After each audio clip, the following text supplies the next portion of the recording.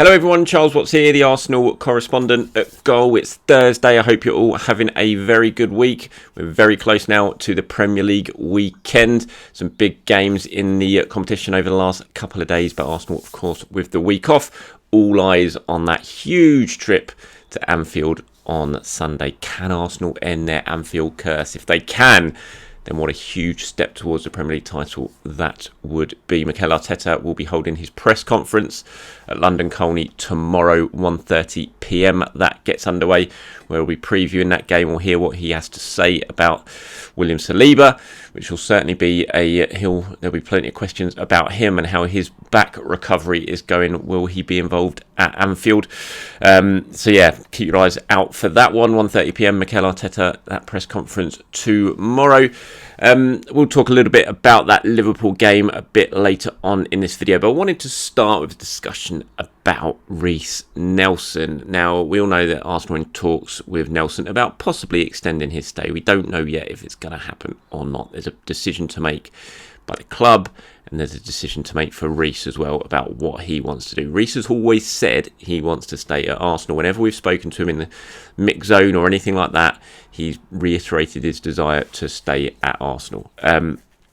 So it's going to be interesting what happened. I don't quite know where I sit on the debate about Reiss Nelson. Now, I've seen a lot of people been talking about it over the last sort of 24 hours or so. I think Fabrizio Romano tweeted yesterday about the contract talks, and that sort of sparked a little bit of a debate amongst Arsenal fans about what you would do with Reiss. Some people saying keep him, some people saying look, it's time for him to go, to move on, get him off the wage bill. I'm a bit unsure about where I sit on this, because I can see both sides of the argument. I can certainly see the side of the argument of just letting him go, getting him off the wage bill and moving on, because let's face it, when everyone's fit and available, Reiss doesn't really get near the starting 11. So I can see that, because then you could use that money on the wage bill to spend it elsewhere on someone who's potentially going to be closer to the starting 11. You would think probably not in the starting 11 if you're taking Reiss, if you're just thinking about Reiss's wages, because Reiss isn't going to be on that much money. So a sort of regular starting 11 player in the Premier League will be on more than Reiss. So it's not a case of just handing that money to someone who's going to come in and improve the team, improve the squad maybe. But I think we've seen from Reiss when he's come on this season, when he has been given opportunities, he has taken them. He's made his mark. He scored a couple of goals in the win against Forest. He, of course, had that huge day against Bournemouth when he came off the bench at 2-1 down, set up the equaliser and then scored the winner with the last kick of the game in just one of the best Premier League moments you'll ever see. So he's shown he can do it, and he's got the talent to do it. Mikel Arteta has always said he's got the talent to do it. When Mikel Arteta first arrived and walked in, you think on his first games in charge, Reiss Nelson was starting for Arsenal straight away. Mikel brought him in. He had a big trust in Nelson. He coached him when Arteta was doing his coaching badges. He coached Nelson when he was like a 14-year-old, 13-year-old. He could see he had something special. He knew he did. So Mikel does trust him and does believe in him. It's just a case of getting the best out of him on a consistent basis, and that's something we haven't really seen at Arsenal. There's always been these flashes of quality since he first broke through into the first team. I remember being in Australia on the pre-season tour when he came in as a right wing back under Arsene Wenger in those 2 games in Sydney, and he was absolutely unbelievable. He had the whole stadium on their feet with some of the stuff he was doing down the right hand side. So he's always had the talent. It's just a case of sort of doing it consistently, and I think he's certainly seen players like Smith Rowe and definitely Saka move ahead of him in the pecking order, and that must have been quite hard to take, because when Reiss was coming through at the academy, he was the star man, the star boy, and now he's seen these younger players come through and sort of move ahead of him in the pecking order because of their performances and the fact they have been able to do it consistently. So I just think it's a difficult one about where I stand. I can absolutely see reasons why he should get a new contract and why Arsenal would be keen on getting him to sign a new contract. But then I can see the other side of things as well. So I'm interested to get your views on it in terms of what you would do with Reiss. Do you think it's time to let him go, to let him move on, find another club and move on in his career, or would you think he should stay at Arsenal? Do you see why they should potentially give him a new contract? Let me know in the comments below. I think the big plus points of giving him a new deal would be, obviously, I just feel my overriding thought of it all is it would be a shame if he goes for free. which he would do at the end of this season, obviously, because he's going to be out of contract. And I think that would be a shame, given how long he's been at the club, given the money Arsenal have invested in developing Reiss Nelson, to lose him on a free just feels like it would be a shame. And so giving him a new contract, as long as it was not on a lot of money, which I can't imagine it would be, he's not really in a position to demand a lot of money. So I don't think it's not going to be an issue financially, and I don't think it'd be a contract that would tie him to the club forever, in terms of he just wouldn't go elsewhere because he wouldn't get the money elsewhere. So I think Arsenal would need to be clever with that, or wise with that, when it comes to offering him whatever terms they do. But if they could get him on a good deal, which means that they wouldn't be stuck with him, I don't like that phrase, but you know what I mean, that they would still be able to move him on if needed, I can understand why they would do it, because you could still get a lot of money for Reiss. All he takes is a good 6 months, and his value's going to be high. He's still young, he's English, homegrown, clearly very talented, can score, has shown he can do it in the Premier League. You could get a decent transfer fee for Reiss. So if you sign him to a new deal, and even if it doesn't quite work out, I still think you could get some good money for him. So in that regard, I kind of feel like it would be a sensible thing to do.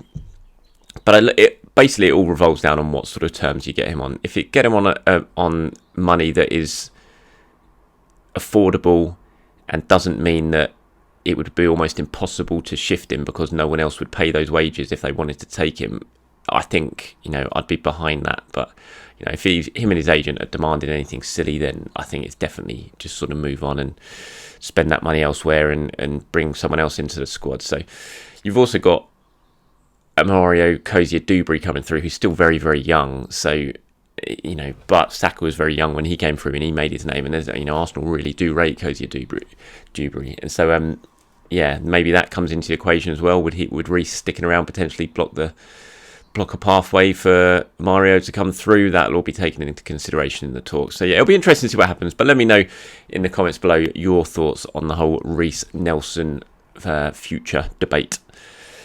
Elsewhere, Frank Lampard, he's going to be back. He's going to Chelsea. I think everyone kind of spat out their cornflakes or whatever they were eating yesterday when that news broke. Seems like it's happening. He was at the game against Liverpool midweek, and seems like he's now taken over till the end of the season, going back to Stamford Bridge, where of course he lost to Arsenal in the FA Cup final in 2020, I think it was. Surprising. I don't actually think it's that bad a move by Chelsea. I know everyone's been taking the mickey out of it quite a bit on social media since the news emerged, but look, it's only till the end of the season. It's not a long-term thing, and it just gives them a little bit of time to focus on their manager search and whoever they're going to get. But Lampard was awful at Everton, we know that. He wasn't great at Chelsea. He wasn't awful at Chelsea, but he wasn't great. But it just brings a little bit of stability to them, which they absolutely need, and it's going to give them a chance to focus on getting the proper man in the summer. And I think if you've got a choice between Lampard, who absolutely knows the club and is very well liked there, or you have Bruno, who's there at the moment, who just gives the impression of someone who doesn't want to be there, who's obviously very loyal to Graham Potter, I think Lampard's the better choice. So I know a lot of people are taking the mickey out of Frank Lampard coming back to Chelsea, but personally I don't think it's the worst move.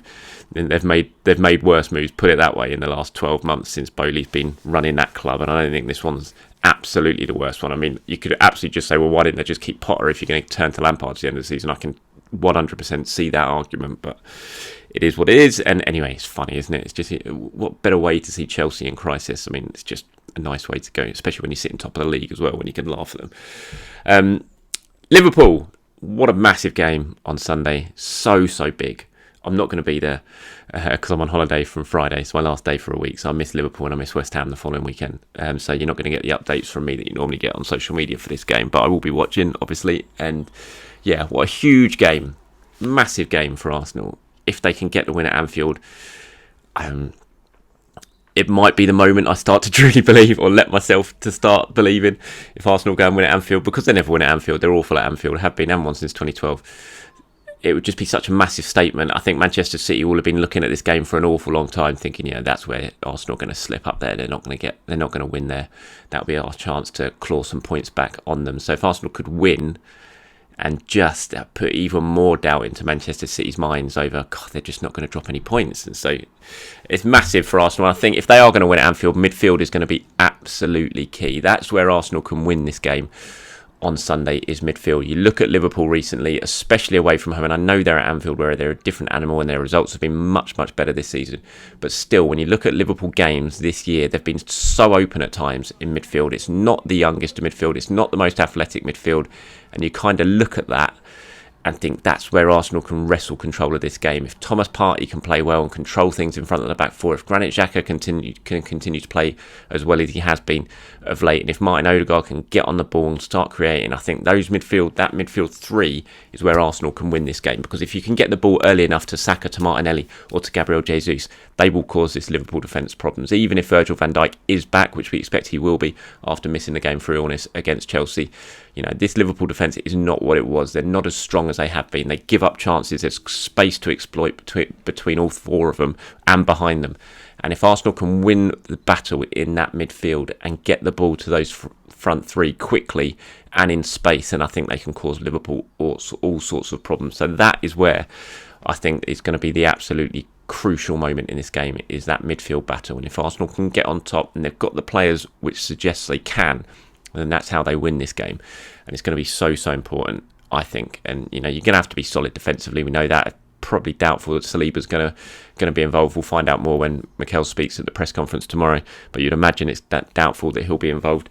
And if he's not, and it's going to be Holding and Gabriel, then they need to be on it. They need to play well. Liverpool are going to cause Arsenal problems going forward. It's just what happened. They're playing at Anfield. Of course, they're going to cause Arsenal problems, and Arsenal are going to have to be strong. They're going to have to be defensively tight, work hard together, and then if they do that and then the midfield can get on the top of the game, then they've got the players to go forward and hurt Liverpool. So I think that's really going to be the key area for Arsenal. But let me know what you think. Who do you think is going to be the key man? Where can Arsenal win this game on Sunday? Let me know in the comments below. Some big games last night in the Premier League. Newcastle winning 5-1 at West Ham. Arsenal go to West Ham next week. And my first thought after that result yesterday was they're going to sack David Moyes, aren't they? They're going to put a new manager in charge. Probably Mark Noble until the end of the season or something like that, ahead of that game against Arsenal. And London Stadium's going to be completely different atmosphere. They're all going to be behind Mark Noble. This is just a pessimist in me. It's not based on any information or anything like that. It was just the first thing that popped into my mind after a result like that. The pressure's definitely on David Moyes. You can see that. He's had the support of the board so far, but that's a bad defeat, 5-1. And the goals they conceded, my word. I was watching that game thinking, why can't it happen to Arsenal? Why can't a team defend that badly and give that amount of goals to Arsenal? It just never happens. It was remarkable defending by West Ham for some of those goals. Newcastle just barely had to do anything and they scored 5. It was just crazily bad defending from West Ham, and it'll be interesting to see if David Moyes survives that. Hopefully he does, and he sort of maintains the status quo until at least after that Arsenal game, because we don't want another new manager syndrome going into that one. But a big win for them that cements their place in the top 4. Tottenham now 3 points outside the top 4. Man United winning again last night. Marcus Rashford scoring yet again. What a season he is having. 1-0 win for them against Brentford. Didn't play they weren't great, Man United, but they got the job done. And it's never easy to beat Brentford. They're a really difficult team to play against. So credit to them. And the top 4 is, that's how it's looking at the moment. Arsenal, Man City, Newcastle and Man United. Tottenham nowhere to be seen in that top 4 at the moment. Hopefully that remains the case between now and the end of the season. Although saying that, I do worry about Newcastle getting top 4 this early in their sort of rebuild. It's going to give them such a massive boost financially as well. And we know that Newcastle will come in. There's no stopping it when you've got the financial power that they've got behind them. It's just inevitable, like it was with Chelsea when Abramovich took over. So it almost feels a bit of a shame for them to get Champions League football this ahead of schedule, because it is ahead of schedule.